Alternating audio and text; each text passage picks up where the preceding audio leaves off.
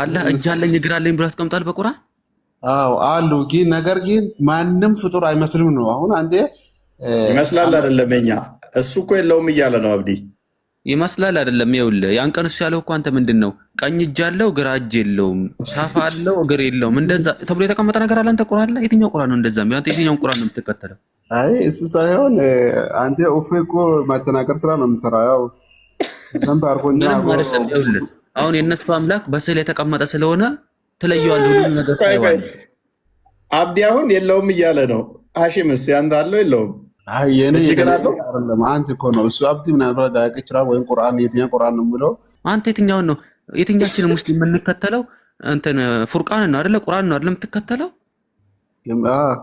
ስለዚህ የትኛው ቁርአን ላይ ነው አንተ አላህ እንደ ቆማጣ አንድ እግር አለው እጅ አለው ሆድ አለው የሚለው? አረ እናንተ ለአላህ የምትሰጡትን ነገር ወቁ። አሁን ቀለል ያለ ነገር አምጣልን። ቀጣዩ እንትና አሳክለ ይተና አላህ ቃሉን ግን አንተ እኔ እንደዚህ የምታምን አልመሰለኝም ነበረ። ተስልምና ያስወጣል ባይዘው የዛሬ እምነት ይህን ታውቃለህ? ምነው ዛሬ የተናገርካቸው ከእስልምና የሚያስወጡ ናቸው። እንመለሳለን፣ ችግር አለ። ሻዳ ኢቭን ያላ ቃል ፍጡር ነው ፍጡር አይደለም ተብሎ ተጠይቆ መልስ ለመስጠት ዝም ያለ ካለ ተውበት ማድረግ አለበት ነው የሚለው ኢማም አንበሊ። የአንበሊ እንትን ምን ብሎ መመለስ አለበት? ምን ብሎ ይመለስ? ያ እንግዲህ ቦልድሊ ማይናገር ከሆነ ተውበት ማድረግ አለበት። ነገ እንግዲህ ብዙ ሰዎች የሄዳችሁ ሻዳ መያዝ አለባችሁ። እንደ አዲስ ለዛሬ ብቃና እንደናደር 7 ሰዓት ሆነ እኮ እያከፈርከን ነው። ያ ግድ ነው። መጨረሻችሁን አንዴ ጥቅልል ብላችሁ እስክመጡ ገባ ወጣ። የሆነ ቪዲዮ አይቼ ነበረ። ተውት አልናገረው። እንደውም ከየት ነው አየህ? ልናገረው እንትን ነው ሰውየው ሳምንቱ ሙሉ ሲጨፍር ምን ወንጀል ሲሰራ ይቆይና እሁድ እሁድ ቤተክርስቲያን ሄደ። ከዛ ሴጣን ምን ይላል? ፎሎ ያደርገኛል፣ አንፎሎ ያደርገኛል፣ ፎሎ ያደርገኛል፣ አንፎሎ ያደርገኛል። ይከተለውና በዛ ሄዶ ደግሞ እንትን ይላል። የሰይጣን ጨዋታ እኮ ነው። አሁን አንተ እኮ ነው ሰይጣን ሆነብን። ዛሬ ሳስወጣችሁ ሄዳችሁ ሻዳ ትይዛላችሁ፣ ተመልሳችሁ ትወጣላችሁ። ትከተሉትና ግን ለምን እንግዲህ አታስተምር? አሁን ቁርአኑ ምናምን ትተህ ለምን መጽሐፍ ቅዱስን በደንብ አድርገህ አታስተምርም? ቁርአን ውስጥ ማን ያስተምራችሁ? እኔ ባልነግራችሁ አሁን እንደዚህ የተለያየ አስተምሮ እንዳለ እስልምና ውስጥ እንደዚህ አይነት ስህተት መኖሩ በምን ታውቅ ነበር? አንተ የምታመጣ እኮ የሚገባን አይደለም። ይሄ ከእናንተ እውቀት የራቀ ነገር አትከራከሩበት የሚል እኮ ነው የምታመጣ። ከኛ እውቀት የራቀ ነገር ታመጣለህ እና ትከራከሩበት የተባላችሁትን የደበቃችሁትን ታዲያ እኔ የግዴታ እሷን ነው የምፈልጋት።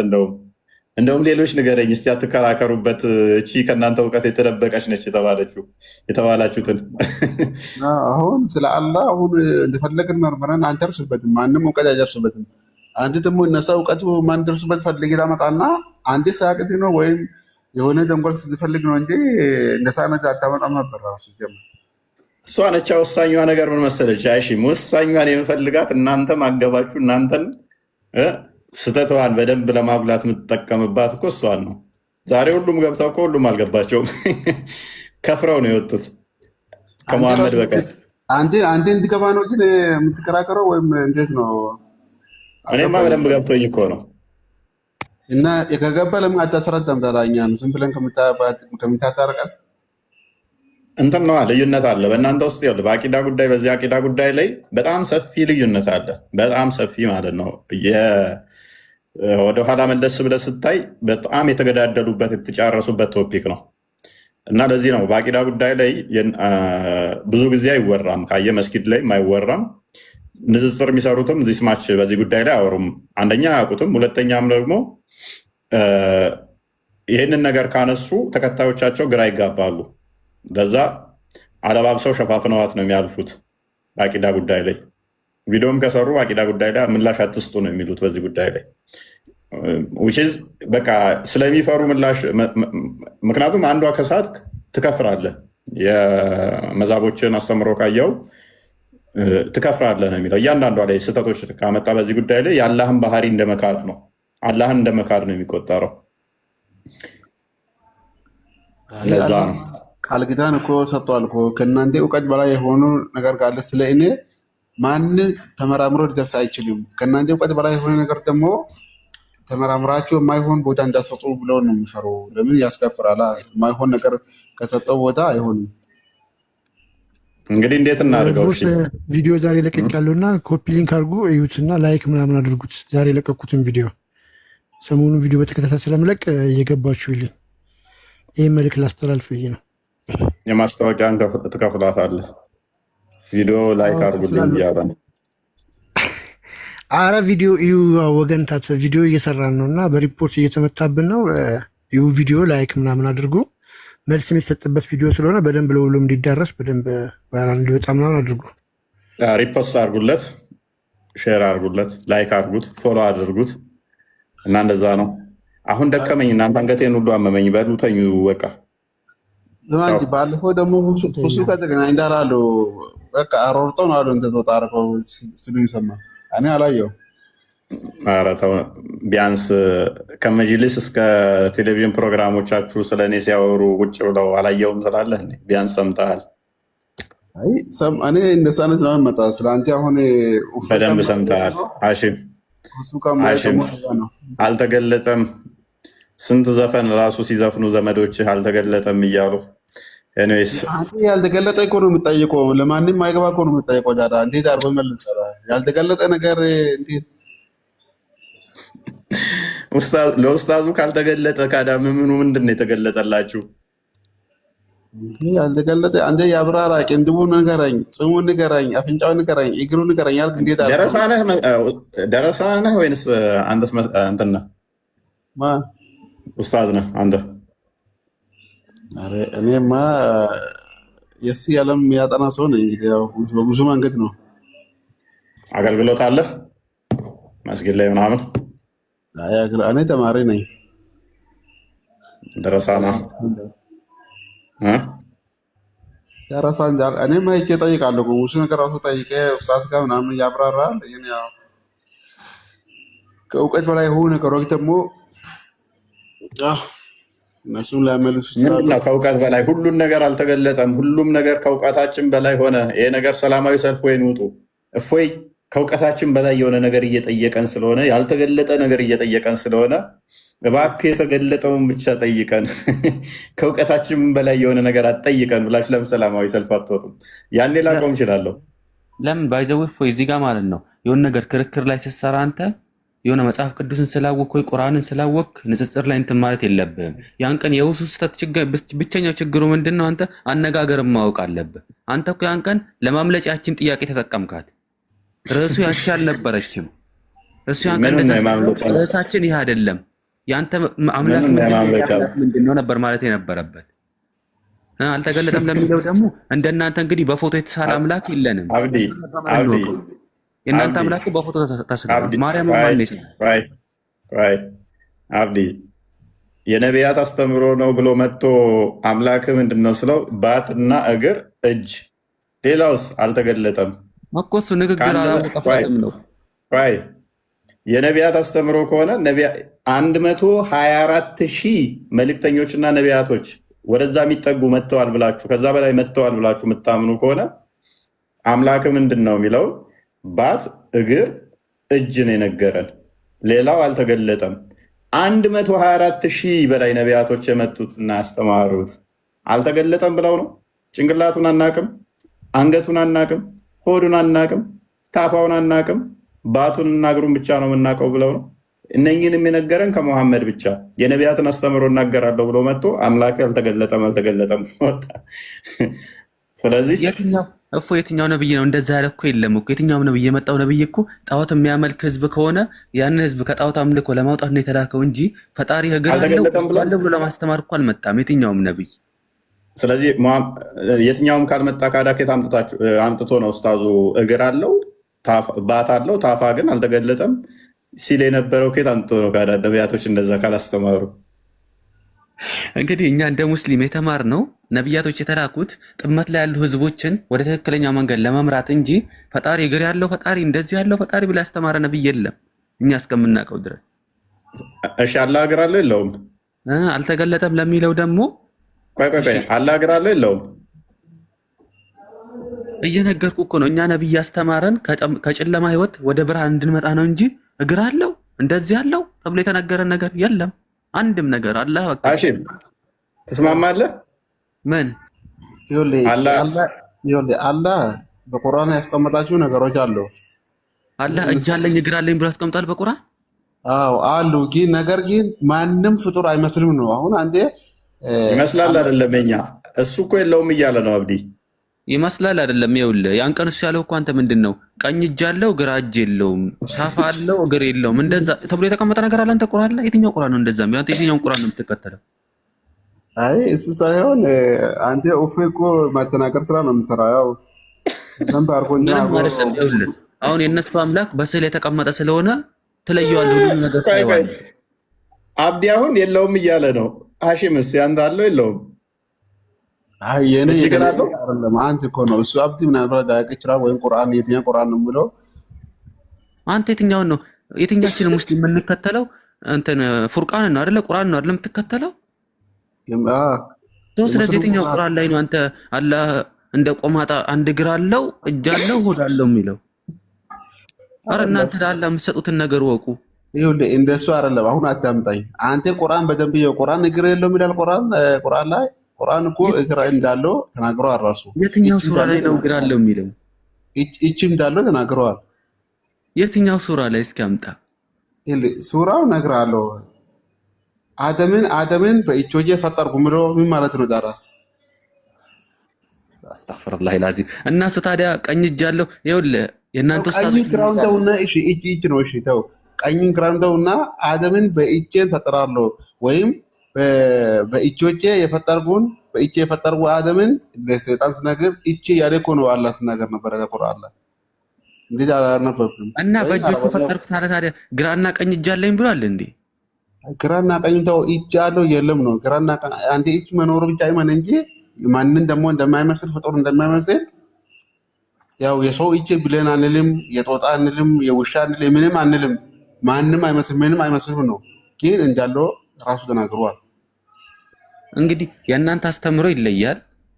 አሁን ወደዛ ክርክር መግባትም አልፈልግም። ቁርአን አስተምሮ ቁርአኑ በደንብ አንተ ተው፣ በአማርኛ አሁን በደንብ አሳያለሁ። ችግር የለውም ተው። ስለዚህ ግማሽ አካል ነው የምታመልከው እኮ። አሁን 124,000 በላይ መልእክተኞች ነቢያት መጥተዋል ብለህ እጅ አለው ግራና ቀኝ እጅ። ኧረ ወንድም ነብዩ እንደዚህ ብሎ ተናገረ። ባት አለው እግር አለው። ጭንቅላትስ አናቅም፣ አንገትስ አናቅም። ታዲያ ምንድን ነው የምታመልከው? ግማሽ አካል ማለት ነው። እና በቁርአን የተነገረ እኮ ነው። እሱ ሊኖር ይችላል ቆየ፣ በቁርአን የተነገረ ነው እሱ። የነቢያት አስተምሮ ማለት የለብህማ። የመሐመድ አስተምሮ ብለህ ነው መምጣት የነበረብህ። እንደዛ ከሆነ የመሐመድ አስተምሮ አላህን የነገረን ባትና እግር ነው እጅ ነው ብለህ ነው እንጂ መምጣት ያለብህ የነቢያት አስተምሮ ብለህ መምጣት አልነበረብህ። የተናገረ ነቢይ የለም። እነዛ መጽሐፍ ቅዱስ ላይ ምን ብለው አላህ እግር እንዳለው አይን እንዳለው እንደሚያይ እንደሚያወራ እንዳለው። እሺ አላህ አፍ አለው? አይ በመጽሐፍ ቅዱስ የለም ነው የምልህ። ከመጽሐፍ ቅዱስን ተቀበል፣ ከመጽሐፍ ቅዱስን መቀበል ነዋ። ምክንያቱም አንተ አሁን ወይ ጭንቅላት አለው ወይ አናቅም ነው የምትለው። ምክንያቱም መሐመድ አልነገረኝም። አንገት አለው ወይ አልነገረኝም የለም ነው። ብልት አለው ወይ ወንድ ነው ሴት ነው አልተገለጠም፣ አናቅም ነው። ወንድም ሊሆን ይችላል ሴትም ሊሆን ይችላል ሁለቱንም ሊሆን ይችላል ነው። ታፋስ አናቅም ነው። እሺ የምታውቀው ምንድን ነው? ባት የምታውቀው ምንድን ነው? እግር የምታውቀው ምንድን ነው? እጅ፣ ሁለት እጅ፣ 5 ጣል። ሌላ ለእኛ የተገለጸ እሱ ነው። የተገለጠ እሱ ስለሆነ በቁርአኑ የተነገረ ስለሆነ፣ ስለዚህ የነቢያት አስተምሮ አይደለም። ያንተ አላህ የመሐመድ አስተምሮ ነው። መሐመድ የነገረህን ነው። መሐመድ ነግሮኛል ካልክ መሐመድ አስተምሮ ነው እሱ። 124,000 መልክተኞች እና ነቢያቶች አስተማሩት አትበላ። መሐመድ ያስተማረው ብለህ ነው መቀጠል ያለብህ። ያስተማረ ነቢይ እንደሳ የለም። አሁን በባይብል ላይ አሁን ስንሄድ አይኖርም። ጭንቅላት ይኑረው አይኑረው አላቅም ያለ ነቢይ አለ? ይኑረው አይኑረው አለ ወይ የለም የሚለው የለም። ምሳሌ ላይ ነው የሚል እንጂ አንተ የለም ተውራትም ኢንጂል ብለህ አልተገለጸም። አንተ እዛው የለም የትኛውም ኪታብ ላይ የትኛውም ቁርአን ላይ የለም። ምን ሆኖ ነው ሰውዬ? አንተ ጨራሽ የሚባል ነገር የለም ነው የምትለው አንተ አብዲ። እኛ ፈጣሪ ቁርአን ላይ ከዛ በፊት ወረደ ቁርአን ላይ አንተ እንደምታምነው ቆይ እስኪ አብዛን ተጠይቃለህ። ምክንያቱም ለምን መሰለህ ሀሺም የትኛውም ነቢይ አላህ አይምን ፈጣሪያችን የምናውቀው ባቱን ሲገልጥ ነው ብሎ ያስተማረ የለም። አንተ ባቱን ይገልጣል ብለህ ታምናለህ አይደለ? በቁርአን ተናግረዋል። በቁርአን በሐዲስ በሐዲስ። ስለዚህ የትኛውም ነቢይ አምላካችንን የምናውቀው ባቱን ሲገልጥ ነው በባቱ ነው ብሎ ያስተማረ ነቢይ የለም። ይህንን ከየት ነው የምታመጣው? ከመሐመድ። እሺ ጋነምን የሚሞላት እግሩን ጭኖ ነው ወይንም ጋነም የምትሞላው መጨረሻ ላይ እግሩን ሲጭንባት ነው ብሎ ያስተማረ ነቢይ የለም። የአንተ ግን የምታምነው እግር አለው ለማለት የምታመጣው ይሄንን ነው። ነቢ መሐመድ የመጨረሻ ስለሆነ እኮ አስተምረዋል። ይሄ መጨረሻ ስለሆነ ታዲያ የመሐመድን እግር እጅና ባት ነው እያመለክ ያለሁ የነቢያትን አስተምሮ ሳይሆን እጅ ሳይሆን የአላህ ነው እንጂ የምናመልከው። እሺ ጭንቅላት አለው ብለህ ማለት ትችላለህ? ቁርአን ላይ ከተቀመጠ ይኖራል። ከሌለ ተማን አሁን ስለ ጭንቅላቱ አላቅም። ቁርአኑ ሲኖር አኑር። አሁን እግሩን ግን ታውቃለህ፣ ጭንቅላቱን አታውቅም። አሁን አስቸጋሪው ፓርት ማለት ነው። እግሩማ አስቀምጧል እኮ ራሱ። ታዲያ ግማሽ አካል እኮ ነው እያመለክ ያለው። እኔ ግማሹን ሙሉ ይሁን ምን ጨነቀኝ? አላህ ይሁን እንጂ እሱ በነገረኝ ምን ጨነቀኝ? እሱ ሲጀመር ጎደሎና አላለም እኮ ራሱ ሙሉ የሆነ እኮ ነው በሁሉም ነገር። እፎይን አንድ ግራ የሚያጋባኝ ነገር ለምንድን ነው የምትጠመቁት? በእናንተ ሃይማኖት ህፃን ልጅ የሚጠመቀው ለምን የምትገረዙት እናንተ? ሙስሊም ስለሆኑ እኮ ነው። ህፃን ልጅ ሙስሊም ስለሆኑ የምትገረዙት ለምንድን ነው እናንተ? ወደዛ ትሄድ አንዴ። እፎይ ህፃን ልጅ ከሞተ አንዴችን ብቻ ልጠይቅህ፣ ከሞተ ቤተክርስቲያን ውስጥ ይቀበራል? መቼም እናንተ ጓሮ አይደል ለሚቀበረው? እስከዛሬ ህፃናት ሲሞቱ እናንተ ቤት ነው የሚቀበሩት? ከሞተ እናንተ ጋር ለሚቀበሩት መቼም ቤተክርስቲያን ውስጥ እኮ አይቀበርም ነው የሚለው ቄሱ። አብዲ ግን እናንተ ቤት ነው የሚቀበሩት? ቆይ እናንተ ቤት ነው የሚቀበረው? ቤተክርስቲያን አይቀበሩም ይላል ቄስ ብለሃል። ቪዲዮ ታዘጋጅልኛለህ እንደዛ ያለ። መቼም እናንተ ሰፈር ክርስቲያኖች ይኖራሉ። ኢትዮጵያዊ እንደሆነ እኛም ጋር የምናውቀው እንደዛ ነው። እንግዲህ ካልተጠመቁ ቤተክርስቲያን አይገቡም ነው የሚባል እኮ። እና ሙስሊም ቤቶች ሙስሊም መቃብር ቦታ እየወሰድን ነው የምንቀብረው ወይንስ ምንድን ነው እሱ? ምን እያልከን ነው? እንግዲህ እኛ አካባቢ ያለው ክርስቲያን እንደዛ ነው የሚለው። ከእናንተ ይለያያል ታዲያ? ማስረጃ ያው እየነገርኩህ እኮ ነው። ለምንድን ነው የምትጠምቁት? ማስረጃ አይቀበሩም የሚል ማስረጃ። እንግዲህ እኛ ጋር ሰናን ማርያም አለ፣ አረ ብዙ ቤተክርስቲያን አለ። እንግዲህ አይቀበሩም እዛ ውስጥ ብሎ ነገር የለም። ያንን ማስረጃ ከፈለክ ደግሞ እስከ ሀገራችን መውሰድ ይችላሉ። ቄሱን መጠየቅ ትችላለህ። እዛ ያለውን ቄስ ለምን ጭራሽ ውሸት በአደባባይ ላይ ጠይቁ ትለናለን። በመጀመሪያ ደረጃ ቤተክርስቲያን ውስጥ ስትል ምን መቅደስ ውስጥ ነው አይቀበሩም የምትለን? ክርስቲያን ሲሞት የት ነው የሚቀበረው? መቃብር ቦታ ውስጥ ነው አይደለ? መቃብር ቦታ። ስለዚህ ታዲያ እሺ ለምን ይጠመቃል? ይህን ብቻ መለስልኝ። እንግዲህ አዳምጠሽ ልጆቻቸው ሲሞቱ ነው የሚቀበሩት ክርስቲያን መቃብር ቦታ የሚቀበሩት እንጂ ሙስሊም መቃብር ቦታ አይደለም ወስደን የምንቀብራቸው፣ ወይንም ደግሞ ገባ ላይ አይደለም የምንቀብራቸው። ልጆች ከሞቱ መቃብር ቦታ ነው፣ ክርስቲያኖች መቃብር ቦታ ነው የሚቀበሩት። የህፃናት ሲሞቱ ሰፈር ልሄድና ጠይቅ። የሚጠመቁት የኖርኩበት ማህበረሰብ ነው። እንግዲህ እንደ እንትናችሁ ሊለያይ ይችላል። የምትጠመቁት ለምን እንደሆነ እየነገርኩ ነው።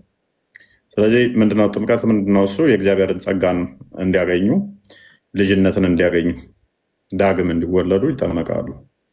ልጁ ተወልዶ የለ እንዴ? ለምን ሁለተኛ ይወለዳል? ሁለተኛ ከእግዚአብሔርም ደግሞ ይወለዳሉ። በምን ጸጋ መንፈስ ቅዱስን ይቀበላሉ። እናንተ አሁን ልክ ሲወለዱ የሚቀበላቸው ምንድን ነው? ሴጣን ይቆነጥጣቸዋል አይደለ? ልክ ሲወለዱ ሁሉንም ሴጣን ነው የሚጣበቅባቸው። በእናንተ አስተምሮ ማን ያለ ሐሽም ታምናለህ አታምንም? ሁሉም ሕፃን ሲወለድ ሴጣን ይቆነጥጠዋል አይቆነጥጠውም?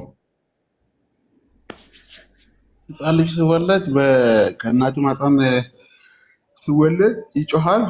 የማይጮህ የለም። ያው በሰይጣን ምክንያት ነው ብለው እንደዛ ነው የማውቀው። ያ ከኢሳና ከሜሪያም በቀር ከኢሳና ከሜሬም በቀር ሁሉም ላይ ሴጣን አለባቸው። ገና ሲወለድ ሴጣን ነው የሚቀበልህ፣ በቁንጥጫ ይጣበቅብሃል ከዛ በኋላ። እኛ ጋር ግን ምንድነው እሱ የሴጣን እንዲቀበልህ አንፈቅድም። የእግዚአብሔር ጸጋ በእነሱ ያድራል፣ ልጅነትን ይቀበሉ ዘንድ የቅዱሱ መንፈስ በእነሱ ያደር ዘንድ ተጠምቀው በዛው ያድጋሉ ማለት ነው። ለሴጣን አይደለም አሳልፈን የምንሰጣቸው። እንደተወለደ እኮ አይደለም። እሱ ማተር አያደርግም። በማንኛውም ጊዜ ሊጠመቁ ይችላሉ። እሱ ቅኖና ይባላል እንጂ ዶግማ አይደለም። ከዛ በፊትም ሊጠመቁ ይችላሉ፣ ከዛ በኋላም ሊጠመቁ ይችላሉ። ማተር አያደርግም። እሱ ዶግማ አይደለም። ያ ግን በእነሱ እዚህ ጋር አንድ ፖይንት አለች። በእስልምና ሰው ሲወለድ ሙስሊም ነው፣ ሲጠመቅ ነው ክርስቲያን ትላላችሁ አይደለ አብዲ? ትክክል ነው። ካልተጠመቀ ያ ልጅ አሁን ከክርስቲያን ተወልዶ ካልተጠመቀ ምንም እኛ ጋር ሻሃዳ አይይዝም። ሳይጠመቅ ቢሞትስ? ሳይጠመቅ ቢሞትስ አሉ ልጅ ይቀበራል እስላም መቃብር ውስጥ እንዴ? ለምን አይቀበርም? እናንተ ካልጠመቃችሁት ካላበላሻችሁት አይቻልም። ሀዲስ ነው ድጋሚ በእስልምና እናትና አባቱ ክርስቲያን ከሆኑ እናንተ መቃብር ውስጥ መቀበር አይችልም በሸሪያ። በአህባሾች አቂዳ ደግሞ ኢቨን ሻሃዳ ደግመ መያዝ አለብን። ህፃናቶች ራሱ በመወለድ ሙስሊም ነህ የሚል አስተምሮ እንደሌላቸው እንትን አለ። አሁን ቀለል ያለ ነገር አምጣልን። ቀጣዩ አሳክለ ደግሞ ከመጽሐፍ ቅዱስ ነው። ካሁን በኋላ የምንፈር ቁርአንን ተፋታው ባይዘዌ እዚህ ጋር ቁርአንን ስታነብ ማለት የኛ ቁርአን አገባቡም ያማረ ነው፣ አጨራረሱም ያማረ። እንደናንተ አንድ ከመሀል ብቻ አይደለም ማውጣት ያለበት። አሁን ቅድም አንተ ጉንዳኖች ተረገጡ ብለህ ነበረ። አንደችን ብቻ ልጨርስ፣ አንደችን ሀሳብ ከዛ አላወራም። ጉንዳን ተረገጠ ብለህ ነበር አይደለ? ከሱ በላይ ያለውን ብታነብስ፣ ሁለት ከፍ ብለህ ወይ ከሱ ዝቅ ብለህ ያለውን ብታነብስ። ቁርአን እኮ ማይገናኝ ታሪኮችን ነው የሚጠርቀው። ምንም ተያያዥነት ታሪክ የለውም። አንዴ ስለ ጉንዳን አውርቶ ቆየት ብሎ ደግሞ ስለ ግመል ሊያወራ ይችላል። ያ ሱራ የሚያወራው ስለሱ ብቻ ነው። ሙሉን ብታነበው ይሻል አይደለም? የታለ አምጣው ያንን ሱራ አንድ ከፍ ብለህ አንብበው። ስለሱ ብቻ ወይ ዝቅ ብለህ አንብበው።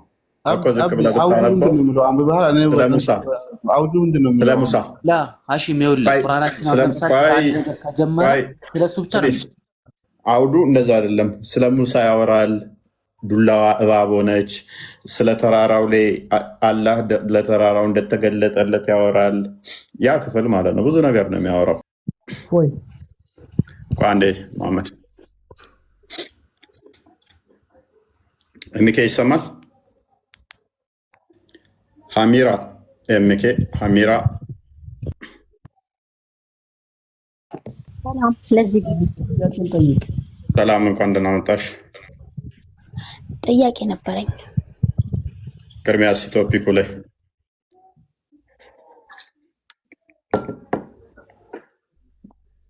ያለ ቃል ፍጡር ነው ፍጡር አይደለም ብለሽ ነው የምታምኚው?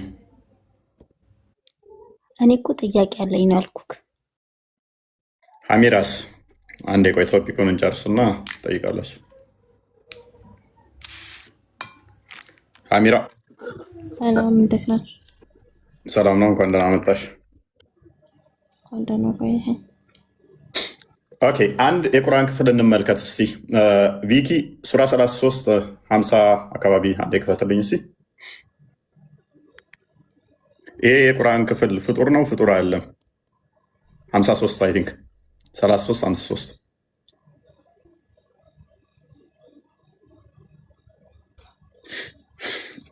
ኦራይት።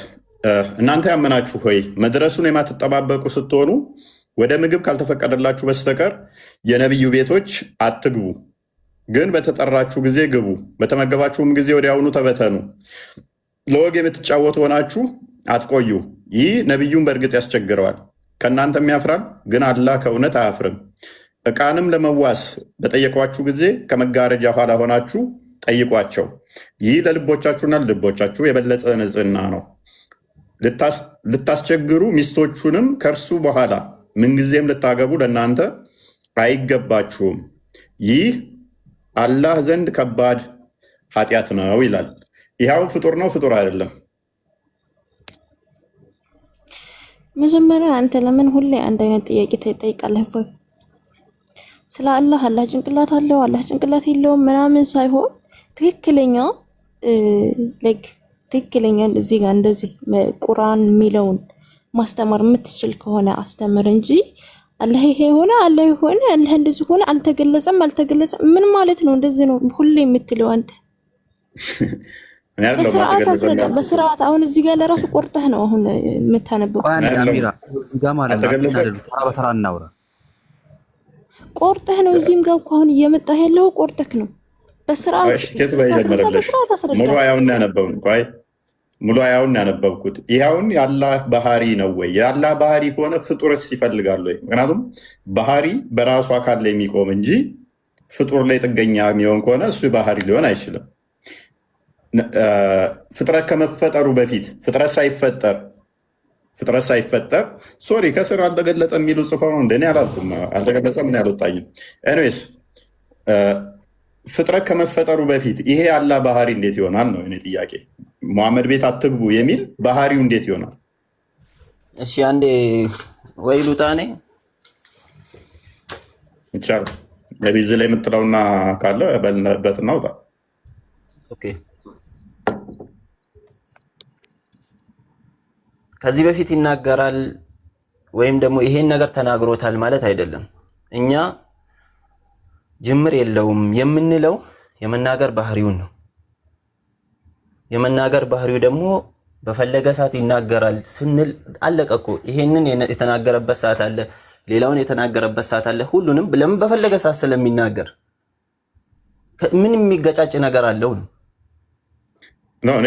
እኔ እኮ መናገር ይችላል አይችልም የሚል ሙግቴ ውስጥ አይደለም። ስቲል አቡያ አላገኘኸኝም። አንተ አላገኘኸኝም ሳትበው ሁሌ ይናገራል እንደማለት እየወሰድከው ነው። ሁሌ ይናገራል ነው የምትለው አንተ። አሁን ባህሪ ከሆነ ባህሪ ሰብሲ እንትን የሚሆነው አካል ላይ ነው አይደለ? ባህሪ ከአካል አይነጠልም። አካል ተነጥሎ ባህሪ የለም አይደለ? የለም። ስለዚህ ይሄ ደግሞ ያላ ቃል ነው ብለኸኛል። ማንኛውም ንግግር በቃል ቢመጣ ነው አይደለ? ስለዚህ ንግግሮች፣ ድምፀቶች ቃልን አዝረው የሚመጡ ናቸው ድምፀቶች። ይሄ ደግሞ ቃሉ ነው ካልከኝ፣ ስለዚህ ዘላለማዊ ባህሪው ነው ካልከኝ፣ አላህ ፍጥረትንም ሳይፈጥር ባህሪው ምንድነው? እሱ የሙሐመድ ቤት እንዳገቡ ካልተጠራችሁ በስተቀር ከተጠራችሁ ከመጣችሁ በኋላ ከበላችሁ በኋላ ተበተኑ ከቤቱ የሚል ባህሪ ነው። ልክ እንደ እጁ ልክ እንደ አይኑ ልክ እንደ ባህሪው ነው እያልን ያለ ነው። ፎይ ለምን አትለይም? ባህሪው ነው መናገር ባህሪው ነው። ኦልራይት እሺ። እኔ ሳይተናገር የትኛውንም ንግግር በፈለገ ሰዓት ይናገራል። ይሄን ሁሌ ተናግሮታል ማለት አይደለም።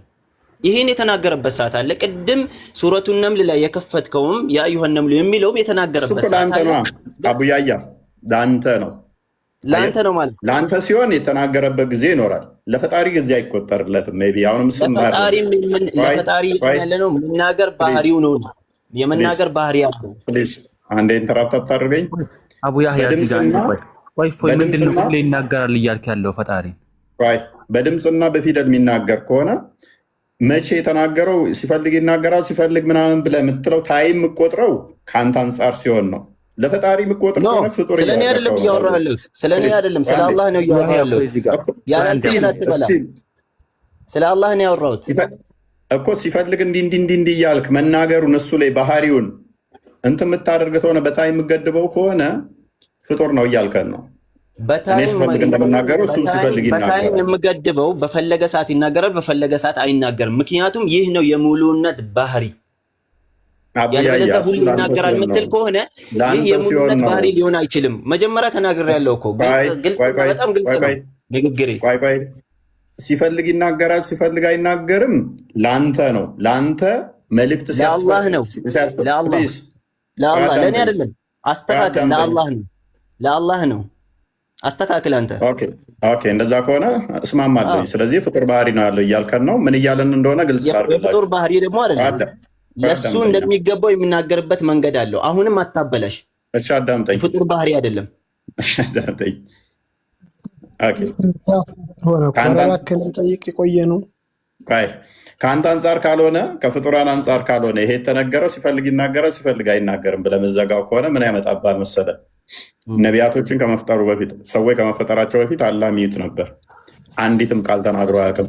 ምክንያቱም ለማንም ተናግሮ ስለማያውቅ ሚዩት ነበር ማለት ነው። ማስረጃ አምጣ አንተ አልከን። ምክንያቱም ይሄ ሲገለጥ ከአንተ አንጻር ነው አላልኩም። ነቢያቶች ከመላካቸው በፊት ሚዩት ነበር አላልኩም። ተስማማው። ስለዚህ ነቢያት ከመላካቸው በፊት ይናገር ነበር። ፍጥረት ከመፍጠሩ በፊት ይናገር ነበር ወይ? አሁን ያልከውን ማስረጃ አምጣ። ነቢያቶች ከመላካቸው በፊት ሚዩት ነበር ያልከውን አንተ ማስረጃ አምጣ። አዳምጥ ፕሊስ፣ ፓኒክ አታድርግ። ለምን የምትናገረውን ፕሊስ ተረጋጋ፣ አዳምጥ። ምክንያቱም ምን ብያለሁ? ይሄ ከአንተ አንጻር ነው፣ ሲፈልግ ይናገራል የሚለው ለአንተ ቁርአን ሲወርድልህ በመሐመድ አማካኝነት ተናገረ ያን ይባላል። እሱ ዘንድ ግን ታይም ስለማይቆጠር በእሱ ዘንድ ይሄንን አንነግርም። ለአንተ ሲሆን ይናገራል ሲፈልግ ትላለህ። ምክንያቱም መልእክት ማስተላለፍ ሲፈልግ በየጊዜው በየታይሙ ለነቢያቶች መልእክት ያስተላልፋል። አይ ከኔ አንጻር አይደለም ካልክ ግን ምን ያመጣባል መሰለ? ፍጥረት ሳይፈጥር ወይን ተናግሯል ወይን አልተናገርም። መልሴ የእግዚአብሔር ቃል ፍጡር ነው። አንተን እኮ ይዘሃል። ግን ይሄ የምታወራው ወሬ እፎ የራስህን አይዘኝም። እኔ አካላዊ ቃል ክርስቶስ ነው ብዬ ነው ማምነው። እኔ የእግዚአብሔር ቃል ፍጡር ነው አይደለም? አካላዊ ቃል ሎጎስ በስጋ የተገለጠው ክርስቶስ ነው ብዬ ነው ማምነው። እግዚአብሔር እና አብርሃምን አናግሯቸዋል አናገራቸውም? እሱ ሌላ ነው። እሺ አናግሯቸዋል አናገራቸውም ነው? አናግሯቸዋል። በተለያየ መልኩ ነቢያቶችን አናግሯቸዋል። በቃሉ ነው ያናገራቸው። እሱ ደግሞ ነቢያትን ያናገረበት ቃል ቦርፎሪኮን ይባላል። አካላዊ ቃል ሳይሆን ፍጡር ቃል ነው። የኛ ሎጎስንና ቦርፎሪኮንን ለይ። እግዚአብሔር ቃል ፍጡር ነው። አካላዊ ቃልን እያወራ ከሆነ ፍጡር አይደለም። አካላዊ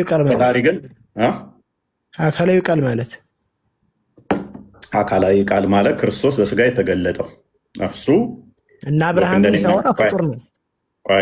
እንደኔና እንዳንተ ድምፀት አይደለም የፈጣሪ ቃል። እንዳንተና እንደኔ በፊደላት የተዋቀረ በድምፀት የተዋቀረ አይደለም። ይሄ በድምፅ የተዋቀረው ምን ይባላል መሰለ? ዝርው ቃል ይባላል። ዝርው ቃል ማለት አካል የሌለው ከታንተ ከወጣ በኋላ በአየር ላይ ፈስና ድምፁ የሚበተን ማለት ነው። አካላዊ ቃል ግን እንደ ዝርው ቃል የሚበተን አይደለም። አንድ ድምፁ ተሰምቶ የሚጠፋ አይደለም። መብረቅ ብሰማውን ብሎ ይጠፋል። የፈጣሪ ቃል የሆነ ድምፁ ተሰምቶ የሚጠፋ አይደለም። ምንድነው? አካላዊ ነው። ያ አካላዊ ቃል ሁሉም መፍጠር የሚችል ሁሉም ማድረግ የሚችል ዝርው ቃል ያልሆነ በአየር ላይ ማይበተን ስለሆነ ለዛ ነው በመጀመሪያ ቃል ነበር፣ ቃልም በእግዚአብሔር ዘንድ ነበር፣ ቃልም እግዚአብሔር ነበር፣ ሁሉ በእርሱ ሆነ፣ ከሆነም አንዳች እንኳን ያለ እርሱ የሆነ የለም፣ እርሱ በዓለም ነበረ ካለ በኋላ ቃል ስለሆነ ይሞታል አይሞትም? የእሱ ቃል ይሞታል አይሞትም? አይጠፋም ብለኸኛል። ቃል የፈጣሪ አካላዊ ቃል ሎጎሱ ቃል አይጠፋም ብለኸኛል። ያ ቃል ደግሞ ኢየሱስ ሆነ ነው የምትለኝ? በስጋ ተገለጠ ነው ያልኩህ። ለምሳሌ አንተ ቁርአን ላይ ያለ ቃል ፍጡር አይደለም ካልክ በኋላ ወረቀት ላይ ሰፈረ። ደግሞ በስጋ ተገለጠ ሎጎስ የሚለው ቃል ኢየሱስ ደግሞ ጠፍቷል፣ ሙቷል። ማን ነው ጠፍቷል ያለ? ለ3 ቀን ሞቶ ነበር አይደል? ይሞታ ምን ችግር አለ እኮ? ተነሳ እኮ ለ3 ቀን ሲሞት ያ የፈጣሪ ቃል ጠፍቶ ነበር ለ3 ቀን ነው። ማን ያለ? መች ወጣነኛ? አሁን አንተ ባልከው ሎጂክ አላልንም። ምክንያቱም በደንብ እኮ የፈጣሪ ቃል አይጠፋም። ሎጎስ የሚለው ቃል የማይጠፋ ነው፣ የማይበተን ዝሩ ቃል ነው አልከኝ። ያ ቃሉ ደግሞ ኢየሱስ ነው አልከኝ። ኢየሱስ ደግሞ ለ3 ቀን በሞተበት ጊዜ ያ ቃሉ ጠፍቶ ነበር ወይ ስልህ አይደለም አልከኝ። ከሞተ ጠፋ ነው። ሞትን እሺ፣ ሞት እንዴት ነው የምትረዳው አንተ? ሞት ማለት ምን ማለት ነው? ሞት ነው እንዴት ነው ይባላል? እንዴ ሞት እኮ ሞት ምንድን ነው እሱ ብለህ ነው የምታምነው? እኛውን ሞት የኛ ኮንሰፕት ከነገርኩ በህይወት እያለ ሞታ ልትባል ትችላለህ። ክርስቶስ ለምሳሌ እኛን ሙታንም ሙታን ይቅበሯቸው አለ። እግዚአብሔር የማይከተል ሰው ሙታን ተብሎ ይጠራል። ለምሳሌ በህይወት እያለ ሙታን ይባላል። ኖ ሞት ማለት መንፈስና አካል ሲለያይ ነው። መሐመድ ወደ እነሱ አትሄድ። የእነሱ ሞትና የኛ ሞት ይለያያል። እሱን በደንብ ላጥራለሽ። ነፍስና ስጋ መለያየት ከሆነ ሞት በደንብ አስተውል። ስለዚህ ክርስቶስ ሞተ ስንል ነፍሱ ከስጋው ተለየች ማለት ነው። ልክ እንደኛ እንደ ፍጡሮቹ ልክ እንደኛ እንደ ፍጡሮቹ ነው። እንደ ፍጡሮቹ ነው ነፍሱ ከስጋው የምትለይ። ክርስቶስ ምንድነው? እሱ እንደኔና እንዳንተ የባሪያውን መልክ ይዟል። በሚገባ ሰው ነው። የፍጹም ሰው ነው። ፍጹም አምላክ ነው። ፍጹም ሰው ነው። ስለዚህ የት ነው ፍጹም አምላክ የሚለው? አንዴ ተረጋጋ። የምትደርቡ ከሆነ ላስወርዳችሁ እገደዳለኝ። 3 ሰዎችም በአንዴ ማውራት ስለማልችል ማለት ነው። ቀጥል ጋር። ስለዚህ ክርስቶስ በስጋ የተገለጠ ሕያው አምላክ ነው። ስለዚህ ያ የምታየው ክርስቶስ የሰው ልጅ ነው። የአብ ልጅ የሰው ልጅ ነው። በስጋ የተገለጠው የማርያምን ስጋና ደም ተካፍሎ ነው። ነገር ግን ያ የምታየው ክርስቶስ ስጋና ደም ያለው ክርስቶስ ነፍሱ ከስጋው ስትለይ መለኮት የተዋሃደው ነውና መለኮት ደግሞ በሁሉ የሞላ ነው። በስጋው አንተ መለኮት የተዋሃደ አይደለም። እርሱ ግን እንዳንተ ስጋና ደም ብቻ ሳይሆን በሰውነቱ ምን አለ? የመለኮት ሙላት እንደኔ ነው። ሞቱ ልክ እንደኔ ነፍሱ ከስጋው ስትለይ ነው ያ ሞት ተብሎ የሚነገረው ስጋ ከነፍስ እንደኔ ማለት ነው። እኔ አሁን ስሞት ነፍሴ ከስጋዬ ትለያለች። ልክ እሱም ኢየሱስ አንተ ፍጡር ስለሆንክ መለኮት የተዋሃደ አይደለም። መለኮት ፍጹም ሰው ፍጹም አምላክ ነው ያልከኛለህ። መለኮት የተዋሃደው እንደመሆኑ ደግሞ በአንድ ነው፣ አይለያዩ ሁለቶቹ። አደርበኝ ጥያቄህን እየሸሸህ ነው መልሳውን የጠየቅከውን። ቅድም ጥያቄ ምንድን ነው?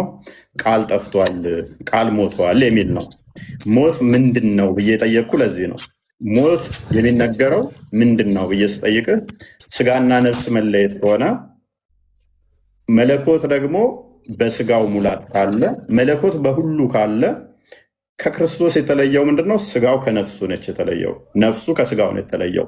ስለዚህ እስቲል መለኮት በነፍሱ አለ፣ መለኮት በስጋው አለ፣ መለኮት በሁሉ የሞላ ነው።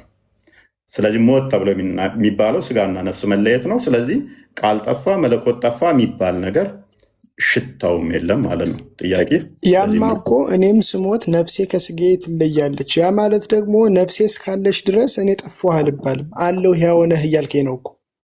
ጥያቄ ምክንያቱም ነፍሴ ልትሞት አትችልም። መለኮት ጠፍቷል የሚል ነበር አይደለ? መለኮት ጠፍቷል፣ ቃል ጠፍቷል የሚል አልነበር? አዎ ሎጎስ የሚለው ቃል አይጠፋም ስላልከኝ ነው። ምን ብዬ መለስኩልህ? ሎጎስ የሚለው ቃል አይጠፋም አልከኝ። እንግዳማ ኢየሱስ ያስረዳው እንዴት ነው? አልጠፋም እያልከኝ ነው አንተም። አሁን ግን ደግሞ ይሄን ለመመለስ ስትል ደግሞ ሌላ መሰረት ናድክ ነው። ምንም አልናድኩም። እምንዳህል እንጂ መለኮትና የሰውነቱ ባህሪ ተዋህደው ነው ያሉ፣ አልተለያዩም አልከኝ። አሁን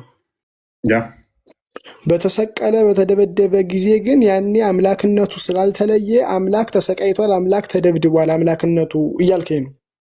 በስጋው አምላክነት ስጋውና መለኮቱ ተዋሃዱ ናቸው እያልከኝ ነው እኮ። ተዋህደዋል፣ የተዋሃደ አካል ነው። ስለተዋሃደ እሺ አዳምጠኝ። መለኮት የሚመታ የሚታይ የሚዳሰስ አይደለም። የሚመታ የሚዳሰስ የሚነካ አይደለም። ነገር ግን በተዋህደው ስጋ በተዋህዶ እርሱ በስጋው ተብሎ ይነገርለታል። በስጋው ተመታ፣ በስጋው ተራበ፣ በስጋው ተሰቀለ፣ በስጋ ተብሎ ይነገርለታል። ስጋው ከመለኮቱ ጋር ነበር። ፍጹም ሰው ሲሆን በስጋና በደም ነው። ፍጹም አምላክ ሲሆን ደግሞ የመለኮትነት ባህሪ ነው አልከኝ። ያ የመለኮትነት ባህሪ ከማርያም ስጋና ደምን ወርሶ ሰው ሆነ።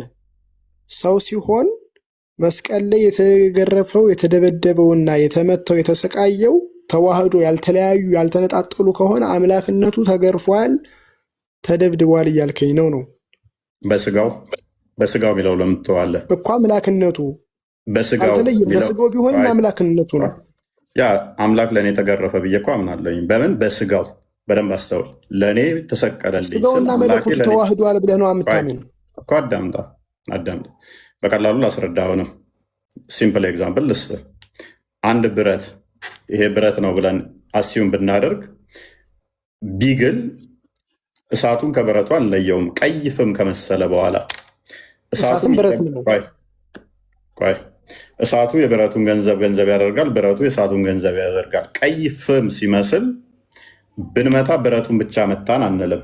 እሳቱም አብሮ የሚመታ እንደፈለግን ይታዘዛልና ማለት ነው። ምኑ ብረቱ በእሳቱ ይታዘዛል።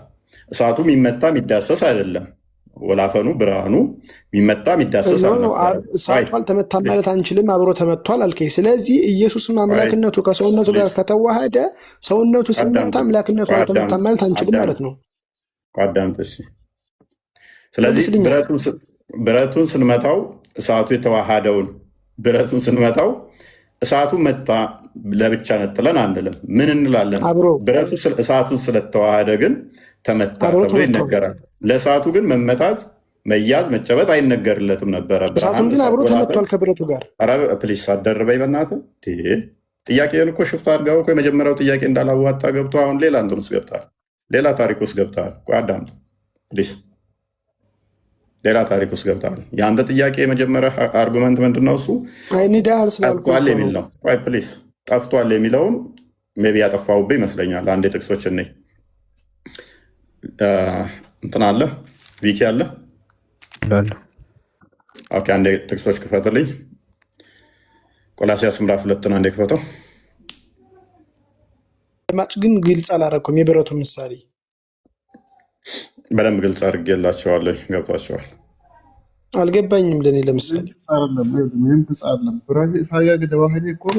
አንድ ላይ ተቀጥቅጧ ማለት እኮ እንዴት ነው የምትረዳ እኮ? እኛም እኮ ምን ብለን እናምናለን አልኩ? በስጋው ተመታ ብለን እናምናለን። በስጋ ስንል መለኮት የሚታይ የሚመታ የሚዳሰስ አይደለም። ነገር ግን ያን ገንዘብ በማድረጉ በስጋው ተመታ ብለን እናምናለን። ስለዚህ የብረቱ ሎጂክ ይሰራል። ብረቱ መለኮት መታመም፣ መመታት እነኚህ በባህሪ የሚነገርለት አይደለም። ስለዚህ ምንድነው የከፈትከው? ቁጥር 9 ላይ በእርሱ የመለኮት ሙላት በሰውነቱ ተገልጦ ይኖራል። የብረቱን ታሪክ ያመጣውን ለምንድነው? እሱ ብረቱ ሲግል ያ እሳቱ በብረቱ ሰውነት ሙሉ ለሙሉ ይገለጣል። ቀይ ፍም ይመስላል። ብረቱን ትይዘዋለህ፣ ትጨብጠዋለህ። ነገር ግን ብረቱን ብቻ አይደለም ብትይዘው ብትጨብጠው እሳት ነው የምትይዘው። እሳት ያስኩት እንዳትል ደግሞ ብረት ነው። ለምን? የእሳቱን ገንዘብ ስላደረገ ማለት ነው። ስለዚህ ክርስቶስ ምንድነው? እሱ ያ ጠፍቷል ያልከውን እያመጣውልህ ስለሆነ በሰውነት ውስጥ ምን አለ? የመለኮት ሙላት የተገለጠበት ቃል ስጋን ሲዋሃድ መለኮት በሰውነቱ ተገልጦ የሚኖር ነው። ስለዚህ ሞት ማለት ምን ማለት ነው? ስጋና ነፍስ መለየት ነው እንጂ መለኮት ከስጋው ተለየ አላልንም። መለኮት ከነፍሱ ተለየ አላልንም። ሞት ማለት ክርስቶስ ሞተ ሲባል በፈቃዱ ነፍሱን ከስጋው ነሳት። ማንም አስገድዶት አይደለም። ራሱ ነፍሴን ላነሳት ስልጣን አለኝ፣ ላኖራትም ስልጣን አለኝ አለ። ስለዚህ ነፍሱን ከስጋው ሲለያት መለኮት በሰውነቱ ተዋህዶት ያለው ስቲል መለኮት ከነፍሱ ጋር አለ፣ ስቲል መለኮት ከስጋው ጋር አለ። መለኮት በሁሉ የሞላ ስለሆነ ስለዚህ መለኮት ጠፋ ሲሞት እንደዚህ የሆነ 3 ቀን ምናምን የሚል አያመጣም። መለኮት መጥፋትን አያሳይም። ለምን? መለኮት በሁሉ የሞላ ነው። እስቲል መለኮት ከስጋው ጋር አለ፣ መለኮት ከነፍሱ ጋር አለ። መለኮት የሚታይ አይደለም፣ መለኮት የሚዳስስ አይደለም፣ መለኮት የሚነካ አይደለም። መለኮት በሁሉ የሞላ ነው። እርሱ መንፈስ ነው። ስለዚህ ያ መንፈስ የሆነው አካል በሚታይ በሚዳሰስ በሚነካ ግዙፍ አካል በእኛ ተገለጠ። ስለዚህ ያ ክርስቶስ የሚመታው የሚዳስሰው የሚነካው የባሪያውን መልክ ይዞ የመጣ ነው። ለዚህ ነው ሮሜ ምዕራፍ 9 ቁጥር 5 ላይ አባቶች ለነሱ ናቸውና ክርስቶስ ከነርሱ በስጋ መጣ፣ እርሱ የተባረከ አምላክ ነው ይለዋል። ስለዚህ ያ የተባረከ አምላክ በስጋ መጣ። ያ በስጋ የመጣው ደግሞ ከማርያም ስጋና ደምን የተካፈለው ግዙፍ አካል ነውና የሚዳሰስ የሚነካ ነውና ስለዚህ ተመታ ተብሎ ይነገርለታል። ሲመታ በግዳጅ ነው ወይ? እነሱ አስገድደውት እሱ ሳይፈቅድ ነው ወይ? አይደለም። ዮሐንስ ወንጌል ምዕራፍ 18 መመልከት ይቻላል። በፍቃዱ ራሱ ስልጣኑ መፍቱ ሰጥቷቸው ስለሆነ ማለት ነው። ምክንያቱም የመጣው ሊመታ ስለሆነ ማለት ነው። ለምን ተውከኝ አለ? በፍቃዱ ካልሆነ ለምን አምላኬ ለምን ተውከኝ አለ? እሱ ሌላ ታሪክ ነው፣ መልስልሃለሁ። አሁን የእኛው ላይ ገብተዋል። አዎ እዚህ ጋር እሺ፣ የተረዳሁትን ልንገርና አርመኝ። አሁን አንተ ካወራኸው የኔን አረዳድ ልንገርህ። እግዚአብሔርን የተዋህዶ የሰውነትና የአምላክነት ተዋህዶ በብረት መስለህ ነገርከኝ። ብረት ሲግል ፍም ሲሆን ብረቱን ያስኩት እንዳትል እሳቱንም አብረህ ይዘዋል። ሁለቱ ተዋህደዋል እያልከኝ ነው። እሳቱን ብቻ ነጥዬ መታወት ማለት አትችልም፣ ብረቱን ብቻ ነጥዬ መታወት ማለት አትችልም እያልከኝ ነው። ብረቱንም ስትመተው አብረህ እሳቱንም ትመተዋለህ። ምክንያቱም ፍም ሆኖ ወደ እሳትነት ተቀይሯልና ብረትነቱንም አልለቀቀም። ስለዚህ እኔም ደግሞ እያልኩ ያለው እግዚአብሔር የሰውን ማን ነው ኢየሱስ የሰውን ስጋ ለብሶ እያለ መለኮትነቱ አብሮ ካለ ሞቷል ቢለው ላይ ሄደበት ሲሰቃይ ሲቸነከር ሲደበደብ አብሮ አምላክነቱ ተሰቃይቷል። ስለማይለያዩ አምላክነቱና ሰውነቱ ተዋህደዋል፣ አይለያዩም ስላልከኝ አብሮ ስጋው ሲገረፍ ሲደበደብ አብሮ አምላክነቱ ልክ እንደ ብረቱ ሲመታ እሳቱ እንደሚመታው ሰውነቱ ሲመታ አምላክነቱም ተመቷል እያልከኝ ነው ጥያቄ እኔ አሁን። መልካም እዚህ ላይ መልስልሃለሁ። መለኮት ጠፋ የሚለውን እንዳልጠፋ ገብተዋል። አዎ እጅ መልስልኝ። ስለዚህ ጠፋ የሚለው እዚህ ላይ የተተግባባን ዋናው ፖይንት እሱ ስለሆነ የመጀመሪያ የተነሳበት ፐርሚስ ማለት ነው። ሲሞት በ3 ቀን ያህል ጠፍቷል የሚለው ነበረ። እሱ ላይ እንዳልጠፋ እንደማይጠፋ መልስልኝ። አሁን ያን ተግባብተናል። ይህም መልስልኝ። ያ በተዋህዶ ሎክ ክርስቶስ ሲሰቀል ተመታ ተብሎ ይነገርለታል ወይ? በሚገባ ይነገርለታል። ግን በምን ተብሎ ብያለሁ? በአምላክነት በስጋ ምናምን አሁን በምንድን ነው ተመታ ያልኩ? ቅድም በደንብ አስተውል። በስጋ ማስረጃ ልስህ አንደኛ ጴጥሮስ ምዕራፍ 3 አንዴ ክፈተው ቁጥር 17 ላይ እናንተ እኮ አሁን ቆይ አሽም ቆይ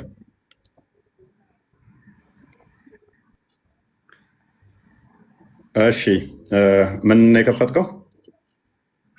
እሺ ቁጥር 17 ጀምሮ አንብበው። እሺ የእግዚአብሔር ፈቃድ እንዲህ ቢሆን ክፉ ስለማድረግ ሳይሆን በጎ ስለማድረግ መከራን ብትቀበሉ ይሻላችኋል እና ክርስቶስ ደግሞ ወደ እግዚአብሔር እንዲያቀርበን እርሱ ጻድቅ ሆኖ ሳለ ስለ አመፀኞች አንድ ጊዜ በኃጢአት ምክንያት ሞቷልና በስጋ ሞተ፣ በመንፈስ ግን ሕያው ሆነ። በእርሱም ደግሞ ሄዶ በወህኒ ለነበሩ ነፍሳት ሰበከላቸው። ጥቂቶች ማለት 8 ነፍስ በውሃ የዳኑበት መርከብ ሲዘጋጅ የእግዚአብሔር ትዕግስት በዘመን ይበቃናል። ሎክ በስጋ ሞተ፣ በመንፈስ ግን ሕያው ሆነ። እንዲሁም በወህኒ ሄዶ ምን አደረገላቸው? ሰበከላቸው። በስጋ ሞተ። ስለዚህ ሞት የሚነገረው እነኚህ የሚነገሩት ለምንድን ነው? በግዙፍ አካል ላለ ነው የሚነገሩት። በወህኒ ላሉት ደግሞ ሄዶ እስቲል ምን አደረገላቸው? ሞተ ቢባልም አንተ በመቃብር ውስጥ ስጋው መኖሩን ብቻ የምታስበው፣ በወህኒ ደግሞ እየሰበከላቸው ነበር። በዛ በ3 ቀን ውስጥ ተዋህዶ እኮ ብለኸኛል ነው። ተለያይተዋል። ምኑ ተዋህዶ ነው አይደለም? እምነታችሁ እኮ የእሱ መለኮትና ስጋው ተዋህደዋል ብለህ ነው የነገርከኝ። ከዛ የብረቱን ምሳሌ ሰጠኸኝና ሉክ አልከኝ። ብረቱን ስትቀጠቅጠው እሳቱን መታኸው ማለት ነው ብቻውን ብለህ አስረዳኸኝ። እኔ አሁን በሰጠኝ ሎጂክ እኮ ነው። ቆይ ቅድም ምን ብዬ አስረድቻለሁ? ሞት የሚነገረው ስጋና ነፍስ መለየት ነው። መለኮት ደግሞ በስጋውም አለ በነፍሱም አለ ብዬ ነግሬሃለሁ። አልነገርኩም? ሲሞት መለኮትነቱ አብሮ ከስጋው ጋር ተዋህዶ ከሆነ ሲሞት መለኮትነቱ ሙቷል አልሞተም ነውስ? ይለያያሉ? ስጋና መለኮት ይለያያሉ? ያ ከሆነ ደግሞ ተዋህዶ ለማለት አያስችልም ነው። ስቲል ሞትን አሁንም ደግሞ እንደገና ደግመ ሪከርዳችንን ስማው። ሞት ማለት ምን እንደሆነ አስረድቼህ ነበረ። ምክንያቱም ሞት ማለት ስጋና ነፍስ መለየት፣ ሞት ማለት ስጋና ነፍስ መለየት ነው። ፕሊስ እያደከምከን ነው። ሞት ማለት ስጋና ነፍስ መለየት ነው። መለኮቱ ግን ከስጋው አልተለየም ከነፍሱም አልተለየም ብዬ አስረድቻለሁ። ነፍ በቂ ነው። አንድ የመጨረሻ ጥያቄ ዘዳግም 18 እየደጋገማቸው ስለሆነ ማድከም ነው የሚሆነው። ጥያቄዎቹ ነው ደጋግሞ እየጠየቀ ያለው። የተሻለ ጥያቄ እየጠየቀ አይደለም። ዘዳግም 18 አብራራ ይቀጥል። ሀሽም ይቀጥል። አንድ ጥያቄ ጠይቅና ሀሽም ይበቃል። እሺ እኔ አሁን መጠየቅ የምፈልገው ያልገባኝ አሁን ይሄ ጥቅስ ላይ አታጥፋስ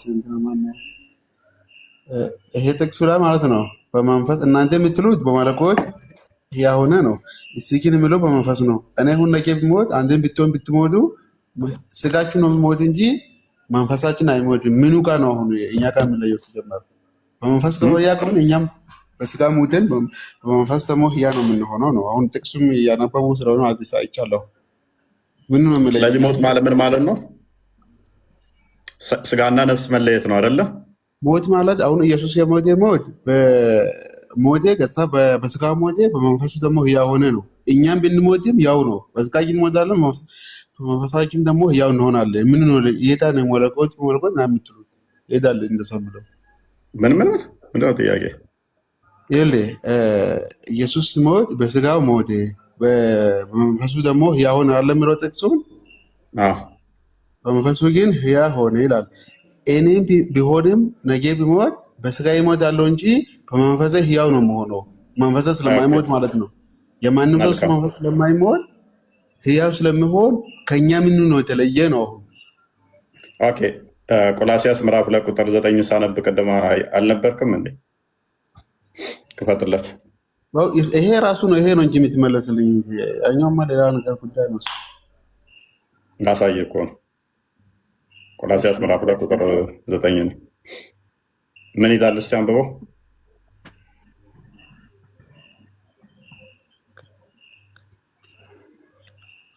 በእርሱ የመለኮት ሙላት እርሱ ምሎ ማን ነው? እስቲ ከላይ ስትቀርቡ እስቲ ከአውዱ መሰረት ነው የምንረዳ።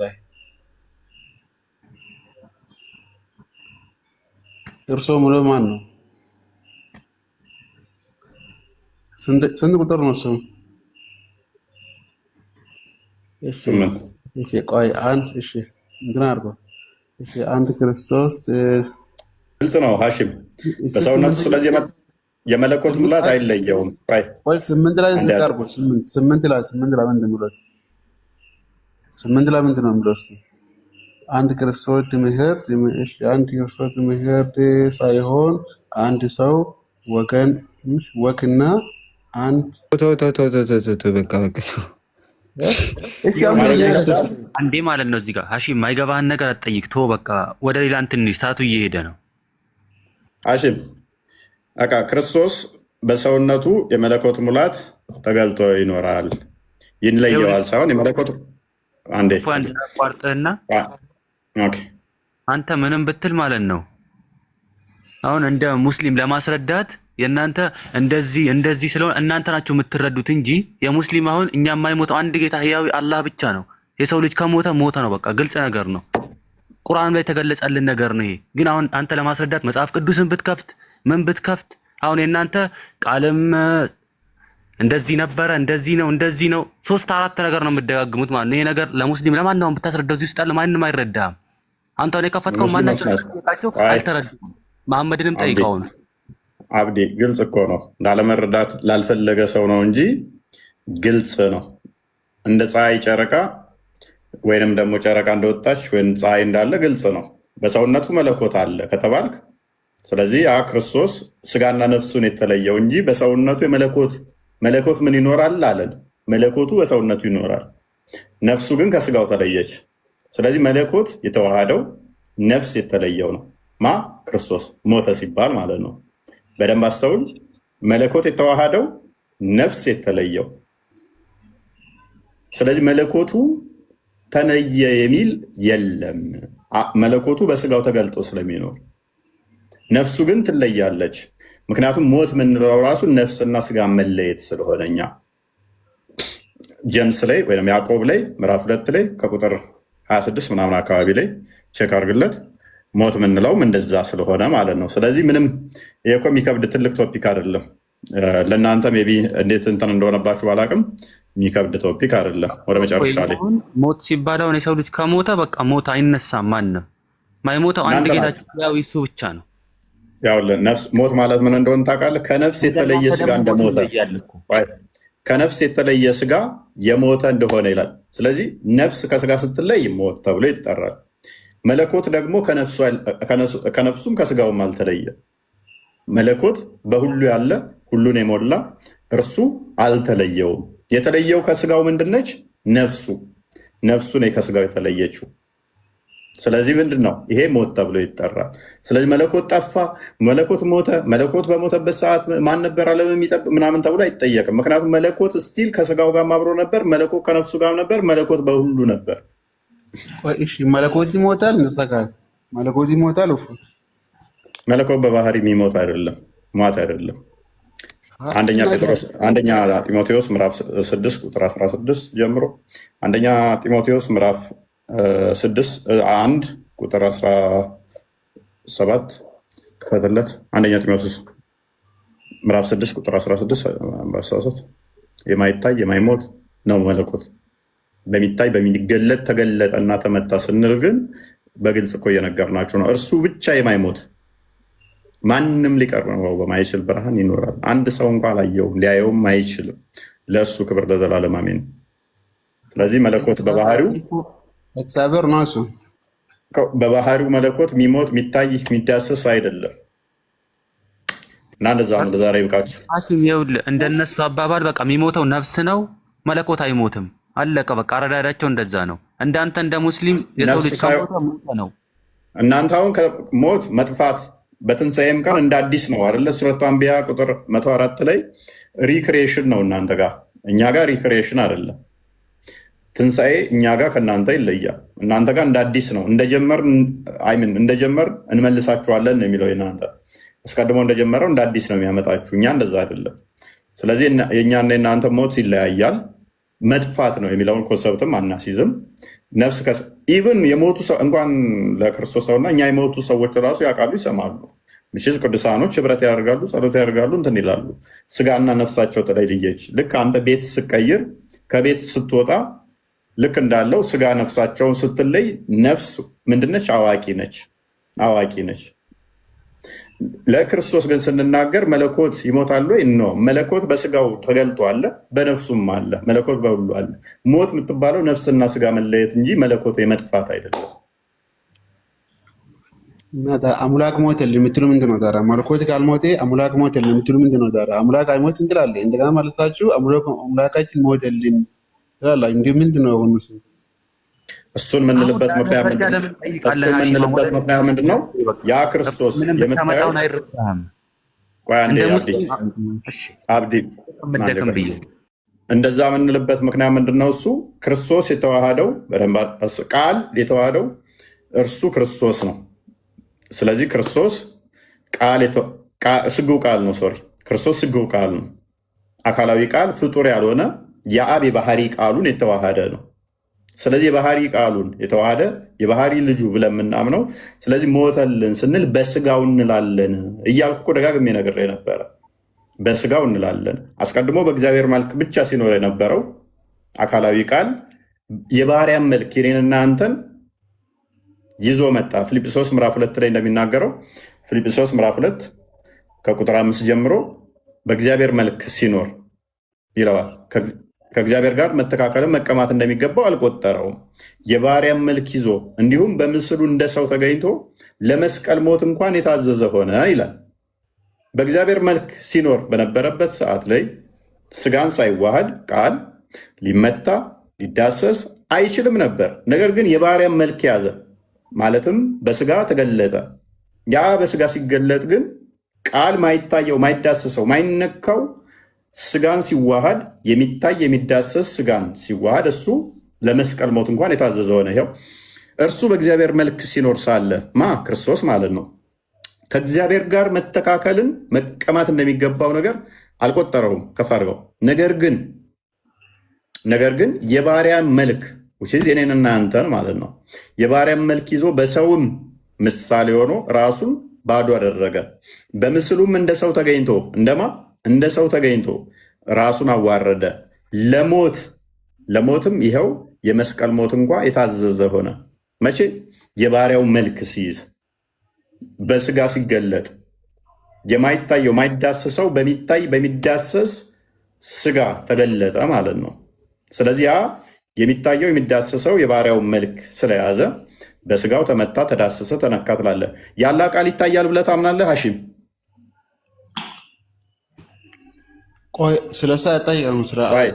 በቀላሉ ላስረዳ ነው። ያለ ቃል ይታያል፣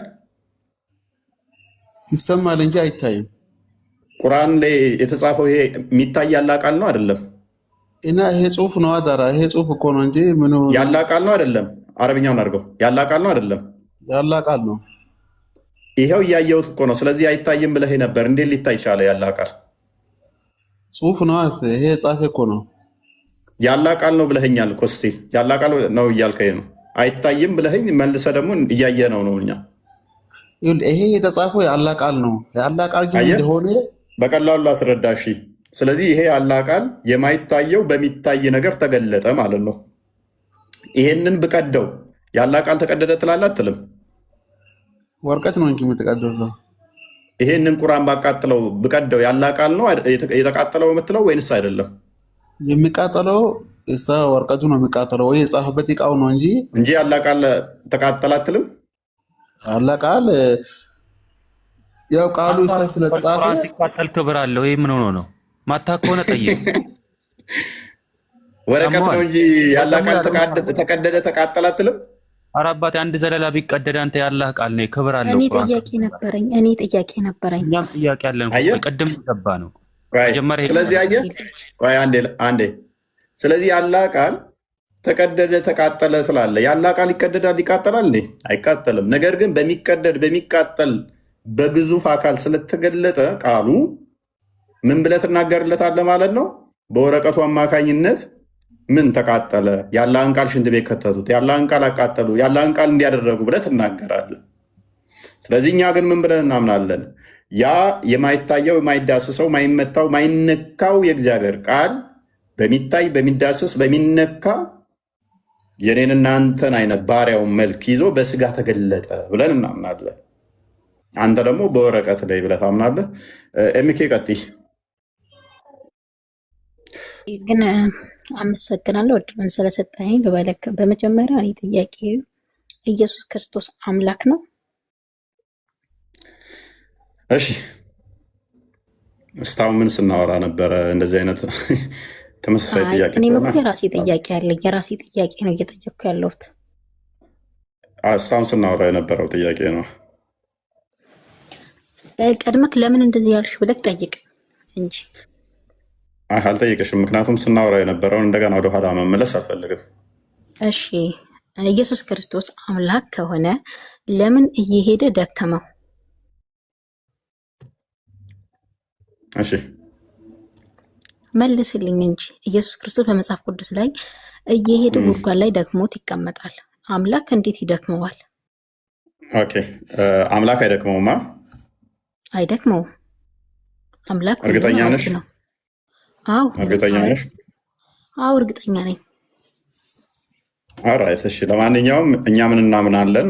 አሁንም በስጋው የሚለውን አይደለም መድከም ሜይ ቢ አሁንም በደንብ አላስተዋልሽ ይሆናል ቀደም እንጂ ተመታ ብለናል፣ ተሰቀለ ብለናል፣ ሞተ ሁሉ ብለናል።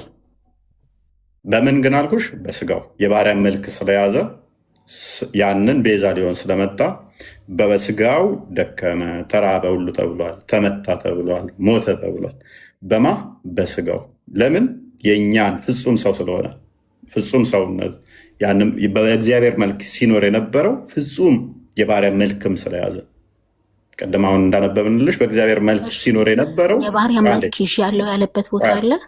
የባሪያ መልክ ይዤ ነው ያለበት ቦታ አለ። ወደ ሳዳምጪ ቆይ፣ አሁን እኮ አነበብን። ስለዚህ ያ በእግዚአብሔር መልክ ሲኖር የነበረው በስጋ ስለተገለጠ ያ በስጋ የተገለጠው ደግሞ ለመስቀል ሞት እንኳን የታዘዘ ሆነ። ከመድከምን በላይ ሞተ በስጋ ብለን እናምናለን። ስለዚህ ይሄንን እንደዚህ እንያዘውና አላህ እንደሚደክም ብሰጥሽስ አንድ ጥቅስ ነይ ጨረስኩም። እኔ እንጂ ተጠያቂ አይደለሁም። እኔ እየጠየቅኩህ ነው። አንድ ጥቅስ ብንመለከት አላህ እንደሚደክም ገና አልጨረስኩም አልኩህ እኮ አላህ ምንድነው እሱ አምላክ የሚደክም ከሆነ አምላክ አይደለም ብለሽ እኔ አልጨረስኩም። ልጨርስልክ እንጂ ቀድሜ የኔን ጥያቄ አስጨርስ። አላህ እንደሚደክም ልስጥሽ ቅድሚያ።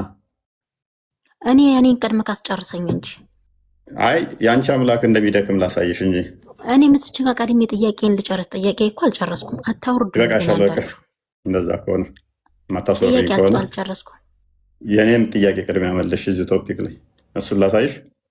እሺ ያኔ ታሳየኛለህ። ግን እኔ እዚች ጋር የኔም ጠየቅኩን ጥያቄ መልስልኝና እኔ ደግሞ ተመለሰልሽ ጠይቀኛለህ። የትኛውንም መለስንልሽ። ምን አልኩሽ? በምን አልኩሽ? እሺ ኢየሱስ ክርስቶስ እዛች ጋር እኔ በባሪያ መልክ ተመስዬ ነው ያለበት ቦታ አለ። ምን ብዬ ነገርኩሽ? አንድ ነገር ልንገርክ። የአንተ መጽሐፍ ቅዱስ አማርኛ ነው የሚያወራው፣ በአማርኛ ነው የሚነበበው። ማንበብ አንብቤ ነው እዚች ጋር ለጥያቄው የመጣሁት ማለት ነው። ኢየሱስ ክርስቶስ አምላክ ሆኖ እንዴት ይደክማል? ኢየሱስ ክርስቶስ አምላክ ሆኖ አታገኙኝም፣ እኔ ሩቄ ሄጃለሁ፣ እኔንም ማየታችሁ እንዴት ይላል? እሺ ቦታ ልንገርክ። ተረጋጊ። ልንገርክና እሺ ክፈተው። አዳምጪ። የባሪያን መልክ ይዞ እንደመጣ ተናግሯል ክርስቶስ። ያ ቅዱስ ጳውሎስ ከራሱ ተረት ተረት አይደለም የነገረን። እንደዛ ከሆነ መሐመድ እንዳለ የተናገረው እንደናንተ እንደዛ እንዳይመስልሽ። ስለዚህ አንደኛ በእግዚአብሔር መልክ፣ ቆይ አዳምጪ ፕሊስ። የባሪያን መልክ ይዞ ይኸውም በሰው እንደኛ ሰው ሆኖ መጣ። ክርስቶስ ደጋግሞ በስጋ እንደመጣ ተናግሯል። የሰው ልጅ ራሱን እያለ የሰው ልጅ እንደመጣ ከሰማይ እንደወረደ ለምሳሌ ዮሐንስ ወንጌል ምዕራፍ 8 ቁጥር 41 ክፈትልኝ እስኪ። ከእግዚአብሔር ጋር የተካከለው በባሪያ መልክስ መጥቻለሁ ብሏል። የሰው ልጅ ብሎ ራሱን ጠርቷል ወይ? ይገባ። ነገር ግን አሁን የሰው ልጅ አይደለም እያልኩ ያሉት ባሪያ ነው ያልኩት። አዳምጪ። የባሪያ መልክ ይዞ ነው ያልኩሽ። ባሪያ የሚለውን ታይና የባሪያ መልክ ውጪዝ የአገልጋይ የሚለውን ቃል አምጣልኝ ነው እያልኩ ያሉት። የባሪያ የሚለውን በእናትሽ አዳምጪ። ሰርቫንት ማለት ነው። ባሪያ የምገዙትን እንዳይመስልሽ። የባሪያ መልክ ማለት አገልጋይ ማለት ነው። ሰርቫንት ማለት ነው። እሰጥሻለሁ። አቸኩይ፣ ፓኒክ አታርጊ። ከዛ እዛው ቁጥር ላይ እኮ የሰውን ይለዋል እኮ በምስሉ እንደ ሰው ተገኝቶ ይላል። ሰው ያለበትን እየሰጠዎች ነው ቅድሚያ። የባሪያ መልክ ማለት ደግሞ ሰርቫንትን ሆኖ አገልጋይ ሆኖ ማለት ነው። አውል ጊቢው ኦኬ። ነገር ግን አሁን ከእግዚአብሔር የሰማሁትን ከእውነትም የነገራችሁን ሰው ልትገሉት ትፈልጋላችሁ። አብርሃም እንዲህ አላደረገም አላቸው። ሰው ብሎ ራሱን ይጠራዋል። አንዴ ማቴዎስ ወንጌል ምዕራፍ 16 አንዴ ክፈትልኝ ቁጥር 13 ጥቅስ በጥቅስ ሁሉንም ሰጥሻለሁ። እኛ ሙፈሲሮች ምናምን ከጊዜ በኋላ የመጡ ሰውን መጽሐፍ ቅዱሱ ራሱ ፈተዋል። ኢየሱስም ወደ ፊልጵስዩስ ቄሳርያ ሀገር በደረሰ ጊዜ ደቀ መዝሙርቱን ሰዎች የሰውን ልጅ ማን እንደሆነ ይሉታል ብሎ ጠየቃቸው። ማንን? ሰዎች የሰውን ልጅ ስለራሱ ማለት ነው ማን ይሉታል? እነርሱም አንዳንዱ ዮሐንስ ከፍ አድርግ፣ ሌሎቹም ከፍ አድርግ አፍተን አንተ፣ ሌሎቹም ኤልያስ፣ ሌሎቹም ኤርሚያስ ወይም ከነቢያት አንዱ ነው ይላሉ። እርሱም እናንተስ እኔን ከፍ አድርግ ማን ትላላችሁ አላቸው። ስምዖን ጴጥሮስ መልሶ አንተ ክርስቶስ የሕያው የእግዚአብሔር ልጅ ነህ። ኢየሱስም መልሶ እንዲህ አለው፣ የዮና ልጅ ስምዖን ሆይ በሰማያት ያለው አባቴ እንጂ ስጋና ደም ይህን አልገለጸልህም። ስለዚህ ራሱ ምን አለ? ሰዎች የሰው ልጅን ማን ይሉታል? ራሱ ምን አለ? የሰው ልጅ ነኝ አለ። ማንስ ይሉኛል ብሎ ጠየቃቸው። አንዳንዶቹ ዮሐንስ ነህ ይለዋል፣ አንዳንዶቹ ጴጥሮስ ኤልያስ ነህ ይለዋል፣ አንዳንዶቹ ኤርሚያስ ነህ ይለዋል፣ አንዳንዶቹ ደግሞ ሙስሊሞች እንደሚሉት ከነቢያት አንዱ ነህ ይሉሃል አሉት። እናንተስ እኔ ማን ትላላችሁ አላቸው። አንተ የሕያው የእግዚአብሔር ልጅ ነህ አሉት። እንግዲያውስ ትክክል ናችሁ፣ ይህንን የገለጸላችሁ ስጋና ደም ሳይሆን የሰማዩ አባቴ ነው ብሎ አባቱ አብ እንደሆነ ነገረን። ስለዚህ የሰው ልጅ ብሏል ወይ? ራሱን በሚገባ አገልጋይ ብሏል ወይ? በሚገባ ማቴዎስ ወንጌል ምዕራፍ 20 ቁጥር 28 ራሱን የሰው ልጅ ያለው እንደዚህ ይለናል መልሶ፣ እንዲሁም የሰው ልጅ ሊያገለግል ምን ሊል ሰርቫንት ሊሆን ሊያገለግል ነፍሱንም ለብዙዎች ቤዛ ሊሰጥ እንጂ እንዲያገለግሉት አልመጣም። ክርስቶስ የመጣው እኔ አምላክ ነኝ ንጉሥ ነኝ አገልግሉኝ ሊል ሳይሆን ሰዎችን ሊያገለግል ቤዛ ሊሆን ነው የመጣው። ሊያገለግል ቤዛ ሊሆን ነፍሱንም ሊሰጥ ነው የመጣው። ስለዚህ አገልጋይ ነኝ ብሏል ወይ? ሰርቫንት ነኝ ብሏል ወይ? እናንተን ሰርቭ ላደርግ ነው ብሏል ወይ? በሚገባ ብሏል።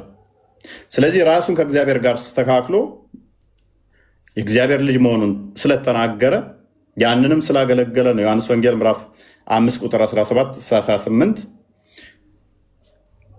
ራሱን ከአብ ጋር አስተካክሎ አባቴ እስከዛሬ ይሰራል እኔም እሰራለሁ ስላቸው ሊገድሉት ኢሚዲየትሊ ድንጋይ አነሱ።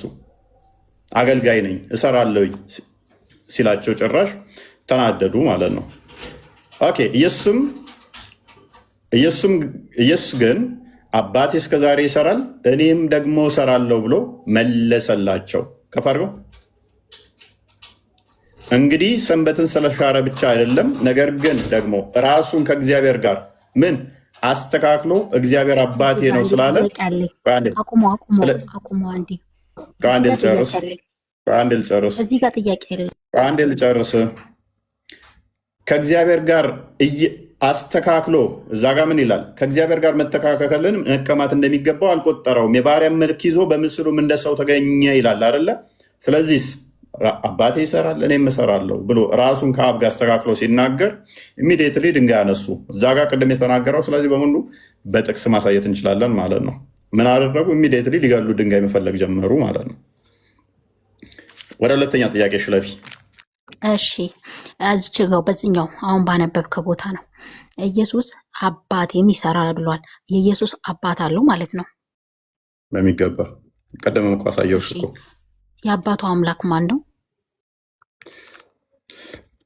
ምን ማለት ነው? የአላህ አምላክ ማን ነው? መቼም የኢየሱስ አባት አለው። የአባቱን አምላክ ማን ነው? የአላህ አምላክ ማን ነው? እኔ እኮ ጥያቄ እየጠየቅኩ ነው እንጂ። ኦኬ እሺ፣ አንድ ሚት አድርጊ። አባቱ ምንድን ነው? አምላክ ነው። የአባቱ አምላክ ማን ነው ተብሎ አይጠየቅም። በእርግጥ ቁርአን ላይ ሁለት አምላክ ነው ያለው ማለት ነው። አባትና ልጅ አምላክ። ቆይ አዳምጪ። ሱራ 72 ላይ አላህ አያት አለው። ስለዚህ አያቱ አምላክ ሊሆናል ማለት ነው። እኔ ስላላ ማወራው ቆይ ሚውት እንዳታረገኝ እሺ። ስለ ኢየሱስ ነው የምታስረዳኝ። ቆይ አዳምጪ። ስለ ኢየሱስ ነው የምታስረዳኝ። ሚውት እንዳታረገኝ። ተረጋጊ። እሺ አልጨረስኩም። እኔ ስለ አላህ አይደለም ተረጋጊ። ስለ ኢየሱስ ነው። እሺ የአላህን አምላክ እኮ እያሳየንሽ ነው። እሱ ብቻ አባት አምላክ ከሆነ ልጅም አባትም አምላክ ናቸው። ፕሊስ ለምን ፓኒክ የምታደርጊው? አላህ አያት አለው። ጀድ ማለት አያት ነው። የአላህ አያት እንግዲህ ይባረክ የሚል ቁርአንሽ ላይ ስላለ የአላህ አያትን አምላኩ ነው አምላኩ አይደለም እሱን ይጅና ጣሪ። ኤኒዌይስ ክርስቶስ አባቱ ነው ወይ? በሚገባ አባቱ ነው። አካላዊ ቃል በደንብ አስተውሉ። አካላዊ ቃል የክርስቶስ የባህሪ ልጅ ነው። ዕብራውያን ምዕራፍ 1 ላይ አንድ የክፈተው ሜይ ቢ ከቻልክ ዕብራውያን ምዕራፍ 1 ላይ ግን እኔ እኮ ሀሳቤን ልጨርስና ልናገርና ታስረዳለህ። ልናገር እንጂ ይበቃሻል። በቃ ታረገኝ ልናገር፣ ሀሳቤን ልጨርስ። ኧረ በእናትሽ ይበቃሻል። እሺ አንድ ነገር ብቻ። ከጥንት ጀምሮ እግዚአብሔር በብዙ አይነትና በብዙ ጎዳና ለአባቶቻችን በነቢያት ተናግሮ ሁሉም ወራሽ ባደረገው ደግሞም ዓለማትን በፈጠረበት በልጁ በዚህ ዘመን መጨረሻ ለእኛ ተናገረ። ልጁ ምንድነው? የክብሩ መንጸባረቅና የባህሪው ምሳሌ ነው። ስለዚህ ከአብ የተገኘ ከእውነተኛ አምላክ የተገናኘ እውነተኛ አምላክ የተወለደ እንጂ ያልተፈጠረ ብለን የምናምን ከእርሱ የተገኘ አካላዊ ቃል ነው። ከእርሱ የተገኘ የባህሪ ልጁ ነው። ለዛሬ በቃናል። ደህና እደሩ።